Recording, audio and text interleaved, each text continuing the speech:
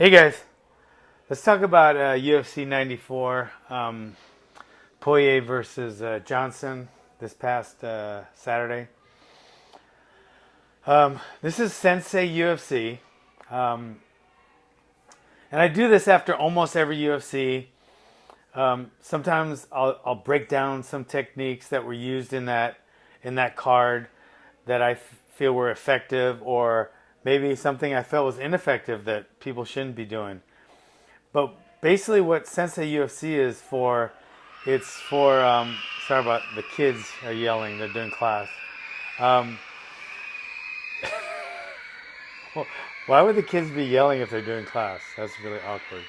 No, because they're hitting the bag, and we do drills where they just hard as they can, and they yell and they hit the bag, and I don't know. It's crazy. I don't know why I thought of that, but anyway, okay.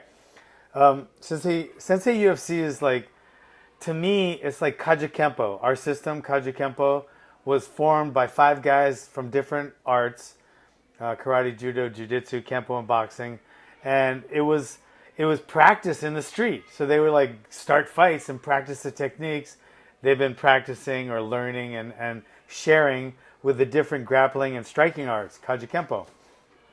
This was back in 1947. Unfortunately, most of their victims or their punching bags were Caucasian military guys. But anyway, that's neither here nor there. And that's not a reason I'm bitter, because of the racial prejudice in Honolulu, Hawaii against whites. White lives matter, guys. Let me just tell you. Anyway, so, sorry. So we can't do that anymore. And I don't want to. Nobody does. You're either going to get shot, or you're going to get, hey, Zach. Hey, Martin. You're going to get shot, or you're going to get put in a hospital, or put in jail. You just can't do that anymore like you could in the 1940s in Honolulu, Hawaii. Even in the 70s in high school, I could get in fights all the time, and the teacher would just send me back to class. But nowadays, you can't do that. But I'll tell you, the best proving ground for your martial arts, what will work on the street, is what you're seeing in the UFC. It's in a cage, and you can see the techniques that we're practicing, what works and what doesn't. I mean, some of the early lessons were, hey, kickboxer, if you can't defend a takedown, you're going to end up beaten every time, because you can't really punch very effectively when you're on your back. So that was an early lesson that people learned. You need to learn takedown defense. Another thing people learned was, wrestlers and grapplers would learn, you have to be able to avoid a punch. You can't just come in and take people down, or you're going to get knocked out. So they work on that. So, and then another lesson that all genres learn was, and big thanks to the UFC, because you can't just watch street fights. I mean, you can on YouTube, but it's, you get a much better representation watching the UFC. Is no matter how good you are, what a good wrestler, grappler, striker you are going to get tired if you don't train your cardio and your fitness. You're just gonna. So who's Bilali? I don't even know who Bilal is. I really don't. What were Bilal's strengths and weaknesses? I don't know who that is. But anyway, so you need conditioning. It's such an integral part of your training. It should be as important as punching, kicking, takedowns, getting off the bottom, all that. Conditioning needs to be part of your I don't know who that is, Bella Muhammad. That has to be part. Wait, which fight was that? That has to be part of your conditioning. So if it isn't, that's the one. I didn't even see that fight, to tell you the truth. I really didn't. I saw part of it. He looked good, but I didn't see the whole fight. Belal Muhammad. So you're just like we always talk about, being a martial artist, not a partial artist. You need to learn striking, takedowns and takedown defense, submissions and submission defense, including getting off the bottom, and conditioning, physical conditioning. All 4 of those things have to be part of your curriculum, or you're a partial artist, not a martial artist. Okay? You're just not really becoming a martial artist if you're not training all 4 of those aspects. So, Sensei UFC, I take little lessons from that UFC, and sometimes they're physical lessons, and I'll show what I'm talking about. I'll have Adrian or video me, and I'll show the technique that was used in that fight that is the lesson of the week. Or sometimes I'll just talk about it. Today I'm just going to talk about it. So we're talking about UFC Fight Night 94, Poirier versus Johnson. And there were some really good lessons that you as a martial artist can learn and you can employ into your martial arts training. It'll make you a better martial artist. So it could be a technique or a strategy or a strength or a weakness or anything. So let me go through it right now. I'm going to talk about the Makhachev fight against Chris Wade. Okay, that was mainly a grappling match. Okay, they both came out strong. I think Wade came out a little stronger. But I think conditioning.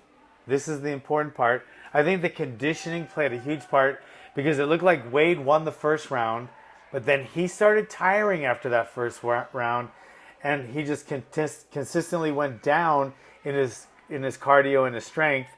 And Islam, I think that's how you say his first name, went up or stayed similar or stayed the same or maybe he went down, but not as much.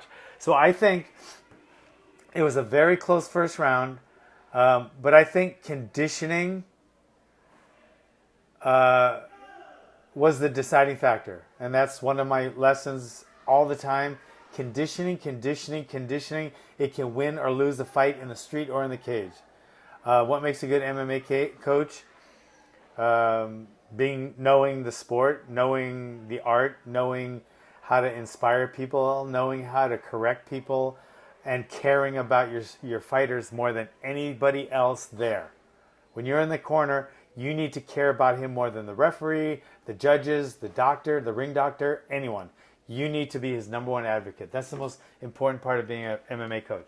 Okay, so that was my lesson from the Islam Chris Wade fight. Islam ended up winning a decision, which he actually did win, but I think conditioning played a huge part in that fight.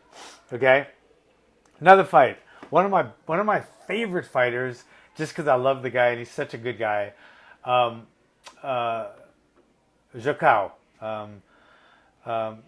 Carneiro, Ronan. João is his nickname. And he fought Kenny Robinson. It was the third bout up, so it was the semi to the semi main.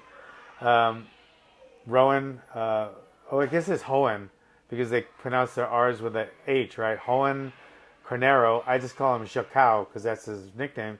He fought Kenny Robinson. What decided this fight? I think, again, conditioning played a huge part. And I think the strategy of the long strikes that João was able to get, Kenny seemed like a stronger puncher, and he was wanting to get in and bag in the pocket. But I feel like João was able to keep him away with long punches and then threaten him with clinches because he knows João is a better grappler. So he was able to either control the distance by being far, all the way out, or all the way in with clinching. He didn't want to stay in the pocket with Kenny Robinson because I don't think that's where he would have done as well. So he went all the way out. Just like if you're in someone's guard, you're on top and you're in their guard, you need to be all the way out, okay? Or all the way in, okay?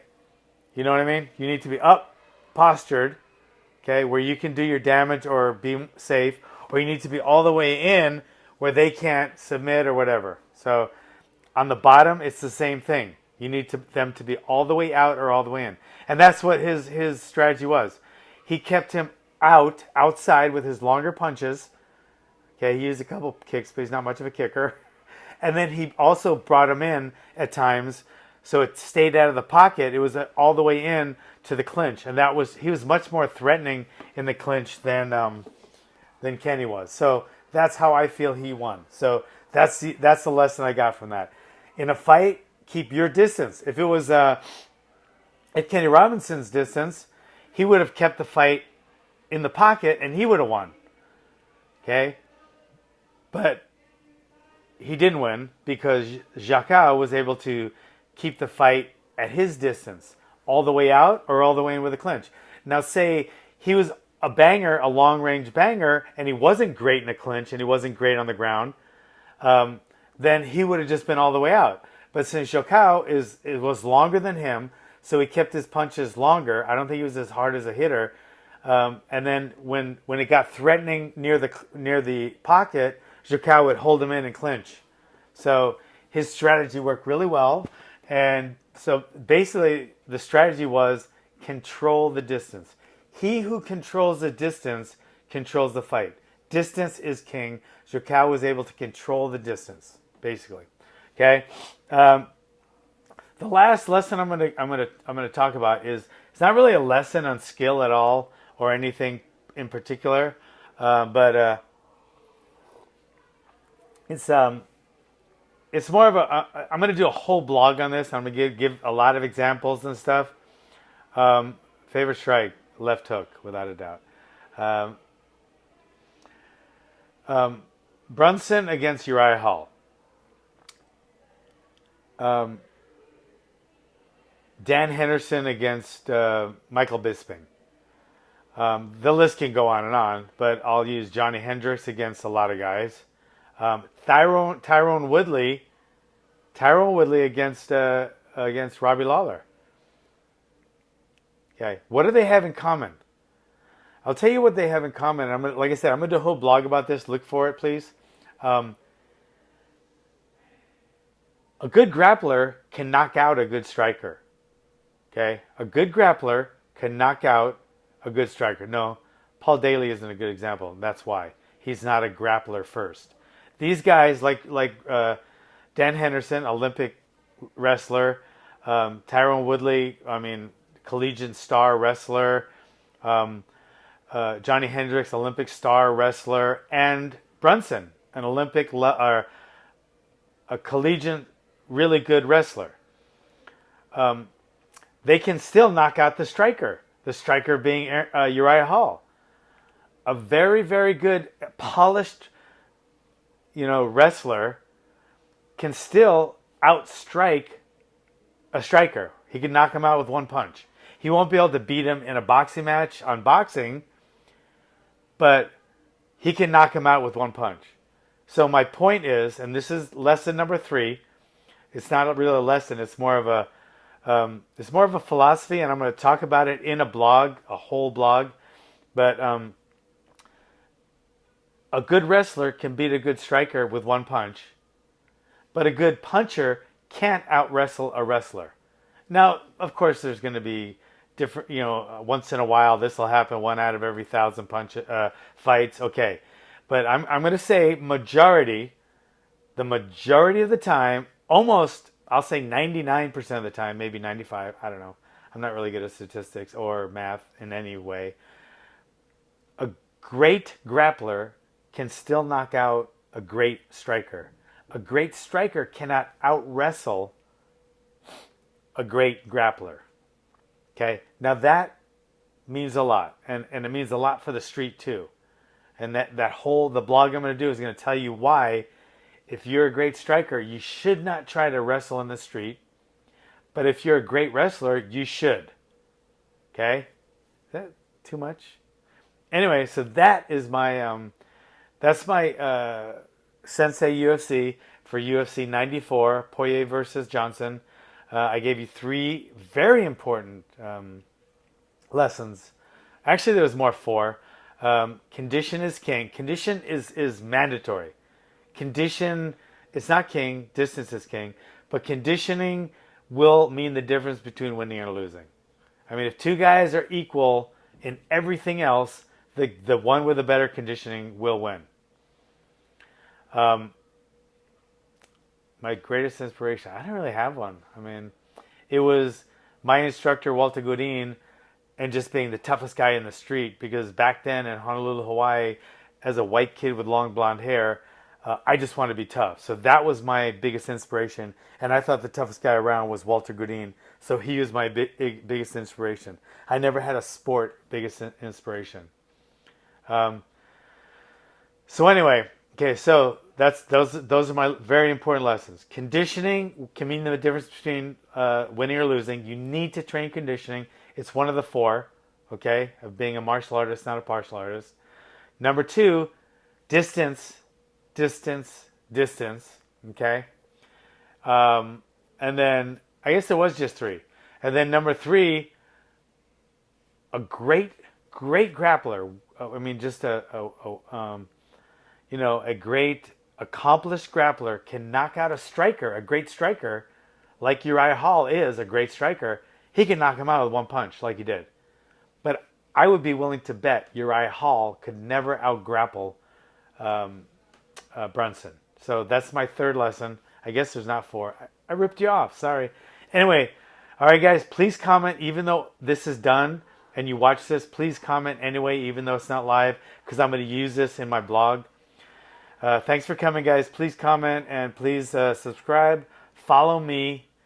Go to my blog, thepit.tv, and go into my email list so I can send you regular emails. All right. Thanks for coming, guys.